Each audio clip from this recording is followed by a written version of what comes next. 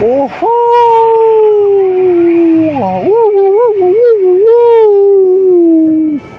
Bonsoir, bonsoir. C'est Dédé, le clown des ODD, dans un environnement étonnant. Un événement fait de froid et de glace et de couleurs de Noël à un moment donné où la planète chauffe. Étrange, étrange.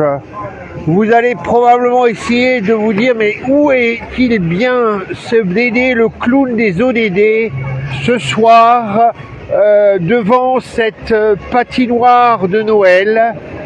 Eh ben, je vous dis donc bonsoir pour ODD et ODJ dimanche, en ce dimanche 26 novembre. Je vous dis bonsoir depuis Hanover Square à Londres. Effectivement, il se trouve que pour d'autres raisons que les ODD, je me trouve aujourd'hui à Londres. Et donc, c'est dans cet environnement de Noël, dans ce centre-ville de Londres, déjà bien éclairé aux lumières de Noël, que je vous dis bonsoir pour quelques minutes de mobilisation Agenda 2030, 17 objectifs de développement durable et la promesse ne laisser personne de côté. Alors, puisque je suis à Londres, j'en profite pour dire que j'ai posté sur la page ODD ODJ dimanche quelques informations sur la façon dont la Grande-Bretagne, le Royaume-Uni, essaye de aussi être un acteur de l'agenda 2030. À l'interne et à l'externe, vous verrez qu'il y a quelques informations en anglais qui nous disent que il y a quelques mois, ou plutôt fin 2022, eh ben, les voyants étaient plutôt au rouge et à l'orange, c'est-à-dire que la Grande-Bretagne reculait sur un grand nombre d'ODD, alors que il y a environ 5-6 ans, elle s'était mise en avant au niveau des Nations Unies pour être des nations qui portaient vraiment la promesse de laisser personne de côté. Donc, en Grande-Bretagne aussi, les défis de se remobiliser à mi-parcours de l'agenda 2030 sont importants. Alors, revenons rapidement sur la semaine passée.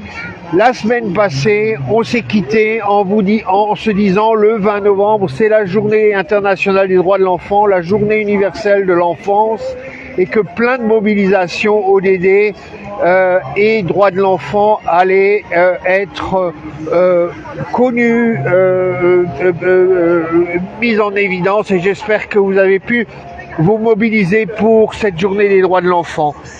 Dans la semaine aussi, vous avez l'équipe de l'IDRI ainsi que Focus 2030, il me semble, qui ont... Non, que je dise pas de bêtises, Coordination Sud, le collectif des ONG de développement en France, qui ont signalé qu'ils avaient remis un rapport auprès du ministère des Affaires étrangères pour dire comment la France aujourd'hui prenait en charge sa mission Agenda 2030 à l'étranger.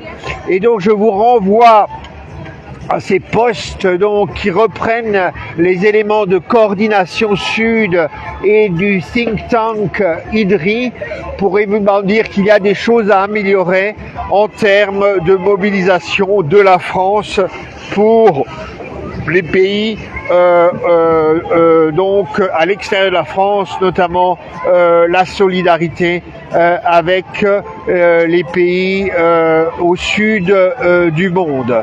Donc c'est intéressant toujours de se redire que le Agenda 2030, il demande aux pays à la fois de réfléchir à comment ces objectifs sont réalisés en France, mais aussi évidemment une perte de solidarité internationale qui comporte aussi ce qu'on appelle les spillover effects, c'est-à-dire comment au niveau de la façon dont la France gère toutes ses affaires à l'étranger, est-ce que finalement la façon de le gérer est plutôt un tremplin pour les ODD ailleurs, ou finalement ne favorise pas la mise en œuvre des ODD dans d'autres pays. Voilà donc pour la semaine passée. Et puis maintenant, on arrive donc dans un contexte de Noël, de glace, de glisse.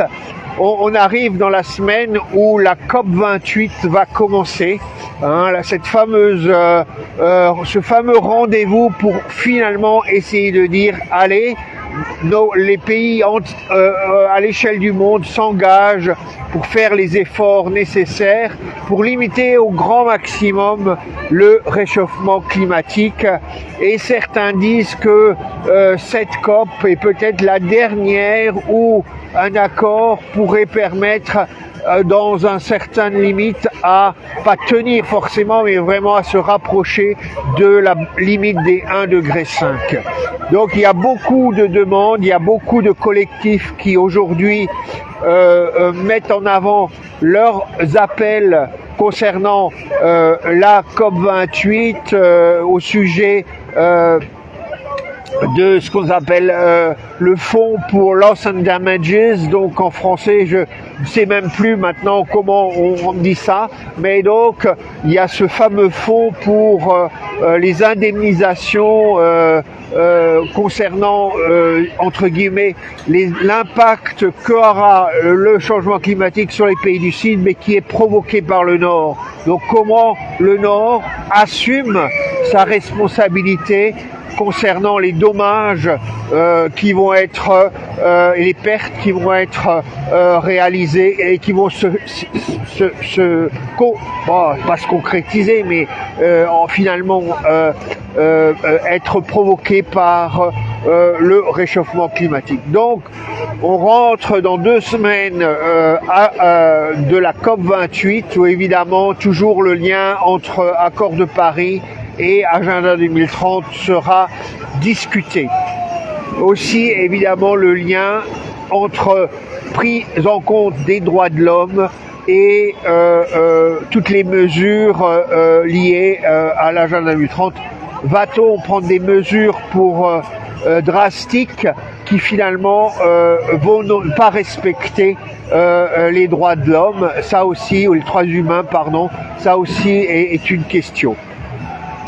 Et puis, on est rentré hier dans les 18-19 jours de mobilisation contre toutes les violences faites aux jeunes femmes, aux filles et aux femmes. Et donc, la mobilisation orange, donc qui est évidemment une mobilisation ODD 5, mais aussi ODD 16, comment nos institutions, notre société s'organise pour respecter l'égalité homme-femme et aussi l'égalité de traitement et réduire au maximum ces risques de violence faites aux femmes. Je dirais que ça ira plus loin parce que, je le répète souvent, on a certaines personnes qui croient que la plus grande, la plus insidieuse forme de violence, c'est une violence structurelle que portent en eux nos sociétés et qui est la pauvreté. On sait que dans les statistiques, souvent, les femmes portent plus ce dommage, ces violences liées à la vie en pauvreté. Donc, évidemment, c'est pas ça qui est à l'origine de cette mobilisation contre toutes les violences faites aux filles et aux femmes. Mais peut-être c'est intéressant de se rappeler qu'il y a des violences structurelles dans notre société qui sont aussi destructrices pour beaucoup de filles et de femmes aujourd'hui, dont la violence de la pauvreté. Donc ça, c'était hier le lancement. Aujourd'hui, un peu en lien avec la COP28, c'est la première fois qu'on marque la journée internationale du transport durable. des transports durables, Sustainable Transport. Et donc là, on peut évidemment dire que on est tous concernés d'une façon ou d'une autre par cette question de quel transport aujourd'hui on choisit d'utiliser, quels efforts on peut faire, quelle créativité on peut avoir pour finalement avoir des transports beaucoup plus sympas que les transports qu'on a utilisés jusqu'à maintenant. C'est peut-être pas que des efforts, c'est peut-être aussi une nouvelle façon de vivre la mobilité et le transport, finalement beaucoup plus sympa avec d'autres dans les lieux, dans les transports en commun, dans des transports en commun où on parle, où on discute, où éventuellement il y a aussi une richesse humaine qui s'exprime. Donc aujourd'hui, Journée internationale des transports durables, c'est lié à plusieurs ODD, évidemment l'ODD 13, mais on pourrait aussi dire l'ODD 9 sur l'innovation, l'ODD 12 ou 11 sur les villes durables et l'ODD 7 concernant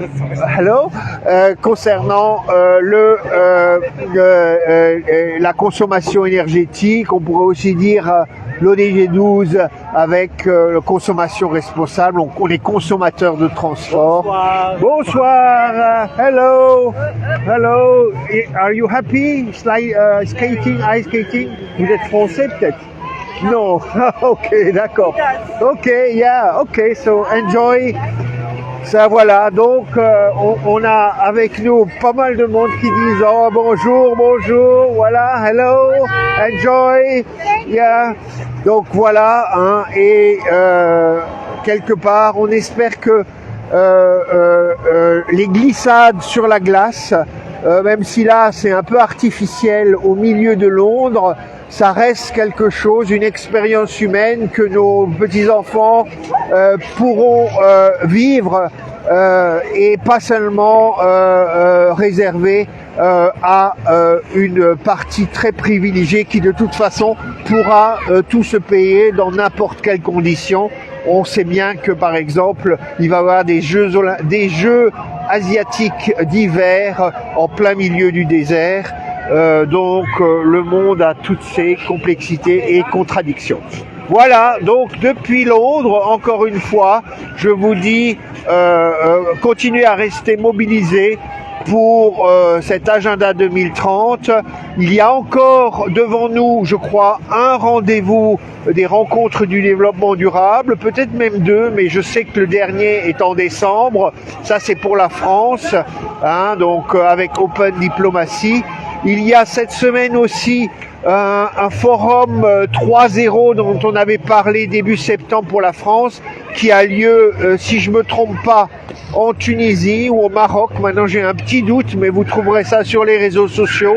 Donc 3.0, un forum délocalisé.